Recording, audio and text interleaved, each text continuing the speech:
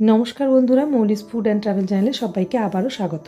আজও নিয়ে চলে এসেছি আরও একটা নতুন রান্না। আজকের রেসিপি মটন কারি। তার জন্য প্রথমে আমি মটন নিয়ে এসেছি এবং মটনটাকে খুব ভালো করে ধুয়ে জল ঝরিয়ে নিয়েছি। আমি এখানে 600 গ্রাম মটন নিয়েছি। এরপর এর মধ্যে ম্যারিনেট করার জন্য দেব হাফ কাপ মতো তেল, 1 থেকে 1.5 চামচ নুন, 1 চামচ মতো হলুদ এবং আদা, পেঁয়াজ, রসুন এবং কাঁচা লঙ্কার পেস্ট। এখানে আমি মাংসের পরিমাণ অনুযায়ী 2টো বড় সাইজের রসুন, 3 থেকে 4টে মাঝারি সাইজের পেঁয়াজ, কিছুটা পরিমাণ আদা এবং 7 থেকে 8টা কাঁচা লঙ্কার পেস্ট আগে থেকেই বানিয়ে নিয়েছি। আপনারা আপনাদের পছন্দ মতো ঝাল কমিয়ে বাড়িয়ে অর্থাৎ লঙ্কার পরিমাণ কমিয়ে বা বাড়িয়ে নিতে পারেন। এরপর এর মধ্যে দেবো হাফ চামচ কাশ্মীরি লঙ্কার গুঁড়ো, যেটা কালার আনার জন্য সাহায্য করবে।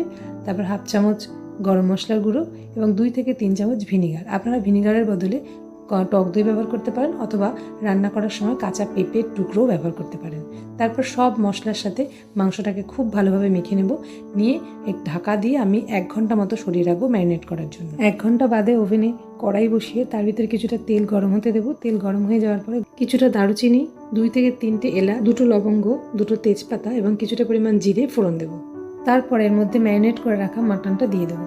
তারপর প্রায় 20 থেকে 25 মিনিট খুব ভালোভাবে কষে নেব, যতক্ষণ পর্যন্ত না এর ভিতর থেকে তেল ছেড়ে আসে মশলা থেকে এবং মশলায় সুন্দর কালার না চলে আসে। তারপর আলু দিয়ে দেবো। আলুগুলো দিয়ে দেওয়ার পর আলুগুলো অলরেডি আমি ভেজে রেখেছিলাম লাল করে, তারপর সেই আলুগুলো দিয়েও কিন্তু বেশ খানিক্ষণ কষিয়ে নিতে হবে। এরপর একটু গরম জল এর ভিতরে দিয়ে দিতে হবে, কারণ ঠান্ডা জল দিলে মাংসটা একটু শক্ত হয়ে যাবে। তার জন্য গরম জল দিয়ে ভালো করে সিদ্ধ করে নিতে হবে। আর সিদ্ধ করার জন্য প্রায় 15 থেকে 20 মিনিট আবার ঢাকা দিয়ে সিদ্ধ করে নিতে হবে। তারপর খুব ভালোভাবে সিদ্ধ হয়ে আসলে কিছুটা পেঁয়াজের বেরেস্তা এবং গরম মশলা দিয়ে নামিয়ে নিতে হবে। আমি এখানে প্রায় ছোট সাইজের 2টো পেঁয়াজ খুব ভালোভাবে কেটে পেঁয়াজের বেরেস্তা করে রেখেছি আগেই ভেজে, সেটাই আমি এখানে মিশিয়ে দিচ্ছি। আর পরে দিচ্ছি গরম মশলা। নামানোর আগে খুব ভালোভাবে দেখে নিতে হবে সব কিছুর টেস্ট ঠিক আছে কিনা এবং মাংসটা খুব ভালোভাবে সিদ্ধ হয়েছে কিনা, কারণ মাটন সিদ্ধ হতে একটু টাইম নেয়। সুন্দর করে ম্যারিনেট করা হবে, যত বেশিক্ষণ টাইম ম্যারিনেট করে রাখা হবে তত তাড়াতাড়ি মাংসটা সিদ্ধ হবে। তো সেই হিসেবে মাংসটা সিদ্ধ হয়ে গেলে নামিয়ে নেব। ব্যাস, আজকের মাটন কারি রেডি। এবারে চলুন কতটা সিদ্ধ হয়েছে আপনাদেরকে দেখিয়ে দিই। আর রান্না কেমন লাগলো অবশ্যই জানাবেন। এইভাবে একবার বাড়িতে মটন কারি বানিয়ে দেখতে পারেন। আশা করি সকলের ভালো লাগবে। আর সত্যি কেমন লাগলো সেটা অবশ্যই জানাবেন। রেসিপি ভালো লাগলে অবশ্যই লাইক, শেয়ার এবং সাবস্ক্রাইব করে আমার চ্যানেলের পাশে থাকবেন। যদি ফেসবুক থেকে দেখেন তাহলে অবশ্যই আমার পেজটাকে ফলো করে দিতে ভুলবেন না।